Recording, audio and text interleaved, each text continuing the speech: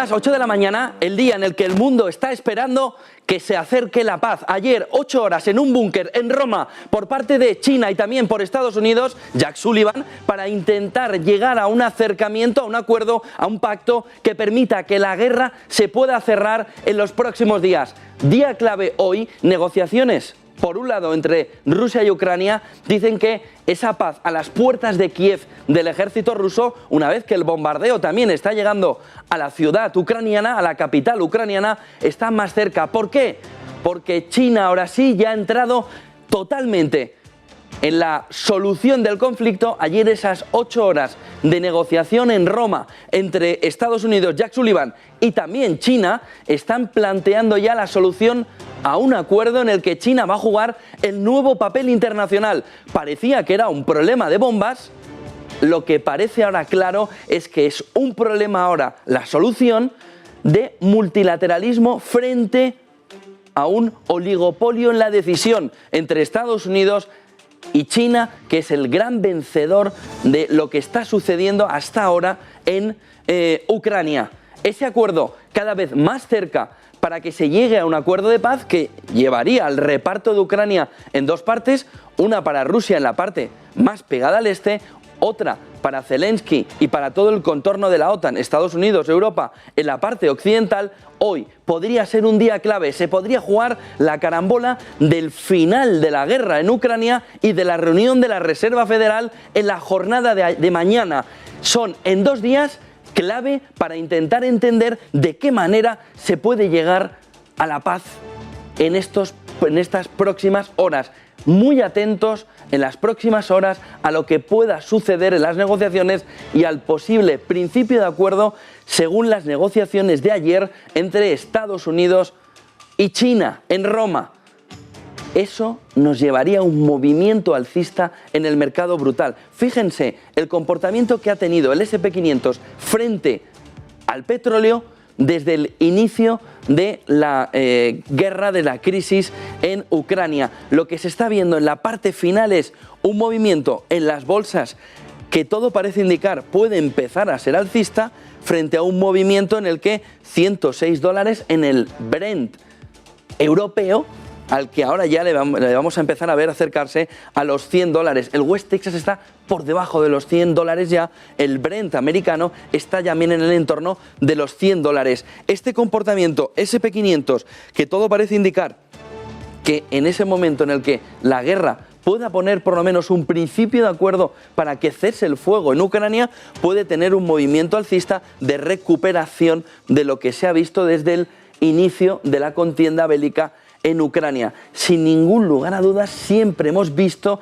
que el momento final del conflicto es el de recuperación de los pasos perdidos por el mercado.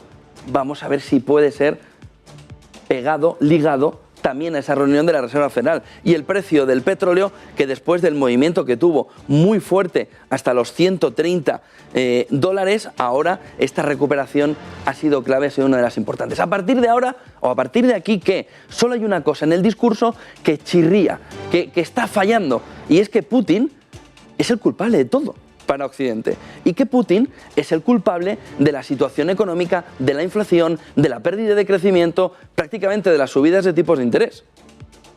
Si no me creen, escuchen a Biden y a Pedro Sánchez en un discurso prácticamente escrito por el mismo ideólogo, que lo que plantea es que Putin es el culpable de todo lo que está sucediendo económicamente. Pero la inflación venía de antes. Parece que no, que viene desde que Putin ha puesto las manos en el tablero. La última de las teorías que plantea Estados Unidos es que ya en octubre Rusia empezó a forzar los precios de la energía para ponernos en una situación complicada que, por ejemplo, en Estados Unidos le lleva a Joe Biden a perder gran parte de su popularidad justo antes de las elecciones de midterm. Joe Biden, fíjense lo que decía ayer sobre quién es el culpable de todo lo que está pasando y que no es el gobierno americano, que acaba de aprobar 1,5 billones de dólares para impulsar la economía y las infraestructuras, el culpable de la inflación, que no es por poner más dinero en el mercado. Joe Biden. Esto. Tenemos que hablar de ello, porque la ciudadanía norteamericana cree que la razón de la inflación es que el gobierno está gastando más dinero. Simplemente no es verdad. el gobierno norteamericano más dinero, la negación de la realidad más absoluta se ha convertido en el canal común de la política en época de guerra. El culpable es el diablo que está enfrente. Pedro Sánchez. ¿Quién es el culpable de lo que está sucediendo? Fíjense lo que decía el pasado miércoles. Lo mismo. El 29 de marzo, en el Consejo de Ministros, aprobaremos el Plan Nacional de Respuesta a las Consecuencias Económicas de la Guerra. ¿Y qué es lo que vamos a hacer durante estas 2 semanas? Yo dedicarme en cuerpo y alma a viajar por todas las capitales europeas para convencer a aquellos países que aún tienen dudas de las virtudes de la propuesta española. Y las vicepresidentas económicas, las vicepresidentas de Trabajo, la vicepresidenta de Transición Energética, el equipo económico, los distintos departamentos, Agricultura, Industria, todo el gobierno va a hacer 3 cosas. En primer lugar, hablar con los agentes sociales, hablar y dialogar con los grupos parlamentarios. Evidentemente, este no es el corte, porque no habla de Putin, lo buscamos y se lo pongo. Pero quédense en la memoria, Biden, no somos los culpables nosotros por poner dinero. Enseguida escuchamos a Pedro Sánchez diciendo la culpa es de Putin. Me falta repetirlo 3 veces, de Putin, de Putin, de Putin. Lo vemos enseguida.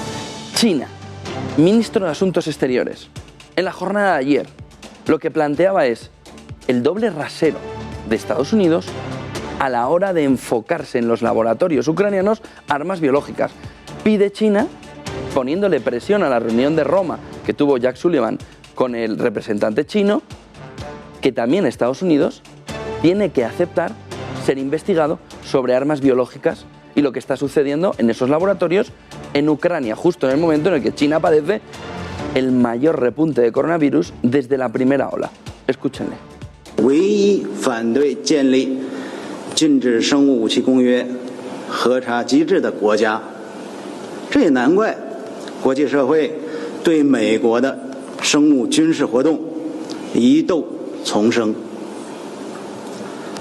几十年来，美国动不动就指手画脚，指责其他国家没有遵约，必须接受核查，甚至因此对其他国家制裁动武。为什么一到美国自己身上就可以不接受核查，就可以说一句我遵约了？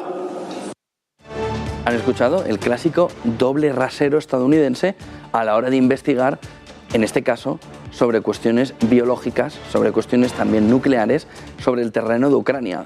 Gran preocupación que pone China encima de la mesa.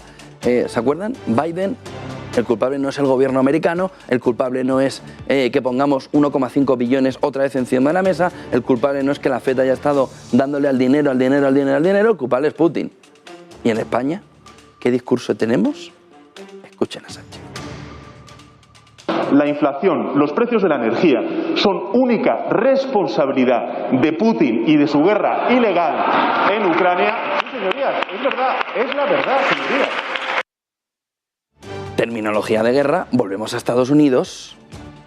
Jen Psaki ayer poniendo encima de la mesa que la presión hacia Rusia, que justo ayer dijo que no iba a entrar en default y que iba a pagar su deuda, es insostenible. Escúchenla.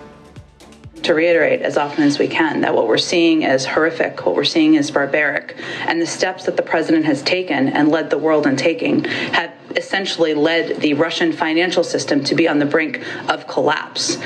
We have provided more military assistance to the Ukrainian military and the Ukrainian government than any other country in the world, and more historic assistance than any other year to Ukraine in history. And we're doing that so that we can support them in this difficult moment. So I would say that at this moment in time, we have been hardly on the sidelines. We have been leading this effort around the world to respond to every step and every escalatory step that President Putin and the Russians are taking. Y para terminar, el nivel de la administración norteamericana en este contexto, Kamala Harris, vicepresidenta del gobierno, con el máximo mandatario polaco. Le faltó sacar ahí algo, no vamos a decir el qué. Escuchen. Déjeme hablar de un informe que mi colega de Polonia acaba de compartir con el alcalde de la ciudad de frontera más grande, que le dijo que el sistema de refugiados esencialmente no está construido para esto, que colapsará. Es un sistema improvisado que puede funcionar, quizá durante 2 semanas, pero no de forma indefinida. Y me pregunto qué van a hacer específicamente en los Estados Unidos para establecer una estructura permanente. Y relacionado, ¿están los Estados Unidos dispuestos a sacar una localización especial para los refugiados ucranianos? Y para el presidente Duda, quería saber si has pensado, o si has pedido a Estados Unidos específicamente, que acoja más refugiados. Vale. Un amigo en apuros es un amigo en apuros.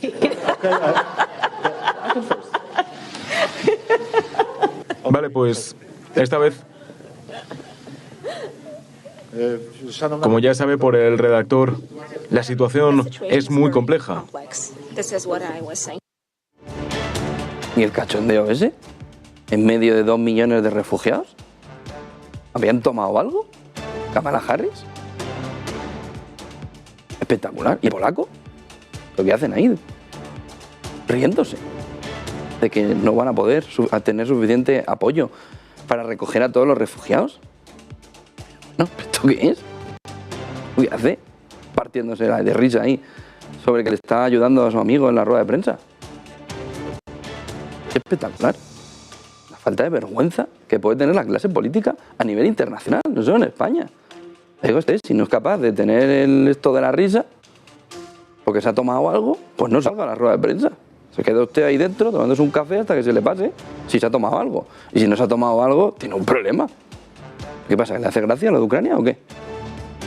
¿Le hace gracia? ¿A los dos? ¿Al polaco? ¿Y a Kamala Harris? Oye, váyanse a su casa. ¿Pero qué gracia hace esto? 2 millones de refugiados bombardeando Kiev hoy. Vaya 2. Pero, hombre, se vayan pero a su casa directamente. Tan peor que nosotros aquí en España. Por lo menos no se ríe. 5 claves de la mañana. Después de ver el contexto en el que nos movemos, hoy es un día clave para ver si se avanza en un principio de acuerdo. Ténganlo a fuego hoy durante el día. Después de la reunión entre China y Estados Unidos, hay opciones de que un acuerdo entre China y Estados Unidos, que en el fondo son los que están jugando la batalla, pueda llegar a un acuerdo para poner fin al fuego, cese del fuego e inicio de las conversaciones del reparto de Ucrania en 2 áreas. La parte más prosoviética, prorrusa, Crimea, Donbass, toda la parte del este, y la otra parte que sería, según ha planteado Rusia y también China, una vuelta a lo que era Ucrania antes de entrar en la Unión de Repúblicas Soviéticas. Sería una vuelta atrás para dejar a Ucrania más pequeño, que era lo que era antes de entrar en la URSS. El gobierno pone encima de la mesa lo que ya planteó el fin de semana, entre 10 y 12.000 millones en rebajas fiscales. La fecha es el 29 de marzo, se conocerá el Plan Nacional de Respuesta a la Guerra. Foco fundamental, rebajar el precio de la gasolina y también de la electricidad, bien positiva. Por fin, se les ha ocurrido. Ya, si encima revisan los presupuestos generales del Estado, gozo supremo. La hora de la FED, mañana, 39 meses sin subidas de tipos de interés. Lo que está mirando el mercado, lo veremos en un gráfico en breve, siguen siendo 7 subidas de tipos de interés si llega la paz en el plazo de este mes de marzo. Si fuera en el plazo de este mes, la economía recuperaría, sobre todo los mercados, y la FED tendría ánimo para poder hacer 7 subidas de tipos de interés. Europa plantea ayer, Parlamento, Comisión, necesitamos volver al ajuste fiscal. ¿Por qué? Por un lado, el Banco Central Europeo la semana pasada, el jueves, dijo que retiraba estímulos, programa APP, para que las economías europeas dejarán de seguir pidiendo, como si no hubiera mañana, dinero y endeudándose, dinero y endeudándose, dinero. Te quito este programa APP y te obligo a que empieces a tener ajuste fiscal. Eso fue el jueves. Ayer lo que viene desde Europa es, pongamos ya encima de la mesa esa necesidad de ajuste fiscal que nos lleve a que países como España, en el 120% de su Producto Interior Bruto endeudado, empiece a rebajarlo y sobre todo no aumente. Petróleo. Ahora la clave está en ver si el fin de la guerra, cuando llegue, puede dejarnos el petróleo por debajo de los $100. Si es así, habrá una rebaja de la inflación a nivel mundial, suficiente como para que los bancos centrales recuperen el discurso de enero. Les recuerdo, incluía subida de tipos en Europa en octubre, de la parte más hawkish, que es ahora mismo la que va gobernando, la que va teniendo más fuerza dentro del Banco Central Europeo. Tecnológicas en negativo. Ayer vimos a las tecnológicas chinas un 7%, al Nasdaq norteamericano en el entorno del 2%. Sin embargo, el Bund alemán está disparado a niveles de 2018, en un cambio entre tecnológicas, que están o han estado sobrevaloradas o muy altas de valoración, y renta fija, bono estatal, que empieza a recuperar cuerpo. Este punto, rebajas fiscales, sobre todo en la gasolina. ¿Por qué? Fíjense en este gráfico. Si nosotros cogemos el último precio que tenía la gasolina, en torno a 1,55, vamos a ver si podemos ver el gráfico, vemos que una parte del precio se va a lo que está sucediendo en el mercado. Es decir, tenemos 77,4 euros del 1,5, siendo generosos, en el último precio que tiene en su web el gobierno. En el último precio marcado es 1,51, 77,4 se nos van sin impuestos en pagar la gasolina. 151 euros, perdón. 1,51 se nos va por ahí. 47,4 euros de impuestos especiales de forma fija por litro. Por cada litro se nos van de 151 euros, se nos van 47,4, esto no es 1,51. Y luego el 21% de IVA, de tal manera que de 151 euros, 77,4 es lo que pagamos de gasolina, el resto nos sirve para el IVA, que no hay manera de quitárnoslo, y esto va en un impuesto especial sobre todo sobre hidrocarburos, que ahí nos da igual el precio que tenga la gasolina, se grava el litro de gasolina por parte del gobierno. Esta es la parte que el gobierno podría reducir, que tiene en su mano reducir. Está prácticamente descartado que el 21% de IVA se pueda poner encima de la mesa. 47,4 de estos impuestos especiales de forma fija sobre esos 150 euros, piensen que esto está mal, irían a mover ese precio de la gasolina hacia abajo. ¿Hasta dónde? Pues se está planteando entre un 20 y un 25%, según fuentes del Ministerio de Economía, de reducción del precio de la gasolina vía menor recarga de ese impuesto especial sobre hidrocarburos. Nosotros le ponemos alrededor del 50%, ya lo ven ahí, si sumamos IVA y sumamos también los impuestos especiales, se nos va más o menos 77, más o menos el 50%, y la media de Europa, frente a lo que podamos pensar, es mayor que España. Por ejemplo, en países como Irlanda, como Bélgica, se está poniendo en el entorno del 60% la tasa, la cobertura de impuestos sobre el precio de la gasolina. La media está un poquito por encima, en torno del 55%. Unos gráficos para entender la mañana y nos vamos a ver también lo que ha sucedido en Asia. Por un lado, cómo se está viendo la subida de tipos de interés. Se vio a finales de febrero una caída en la que en Estados Unidos se veía 5 subidas, lo ven aquí, y vuelve otra vez a caminar hacia las 7 subidas que les comentábamos en las claves. Mañana reunión de la FED, recuerden que ellos han cambiado el horario, no será a las 8:30 como suele ser habitual, será el discurso de Powell a las 7:30, la decisión en el entorno de las 7 de la tarde, también el especial de Negocios Televisión, con José Luis Cava, entre otros, Francisco Quintana, Joaquín Robles, etcétera, etcétera. 7 subidas frente a las 5 que llegó a tener en un momento de la guerra de previsión por parte del mercado de subidas de tipo de interés de 0,25. Otro de los gráficos de la mañana nos lleva a ver cómo la gran banca norteamericana, en este caso Goldman Sachs, reduce todavía más el crecimiento de la economía norteamericana, le acaba de recortar cerca de un punto porcentual más al crecimiento americano por culpa de lo que está sucediendo en la cantidad de dinero que las familias están dedicando a la gasolina y a la comida. Pero fíjense frente a lo que se opina sobre que la gasolina es el gran impulso de la inflación, en Estados Unidos la alimentación está siendo el gran impulso para reducir la renta disponible de los hogares. Eso quita crecimiento y ese crecimiento reflejado en el PIB lo que provoca es una situación de ralentización de la economía. Sin embargo, si vemos en la parte relativa de ese consumo de gasolina, sería mayor que la comida en el medio plazo, en un gráfico de Goldman Sachs sobre cuál es la razón principal por la que le rebaja el crecimiento en perspectiva a la economía norteamericana. Eva Villanueva,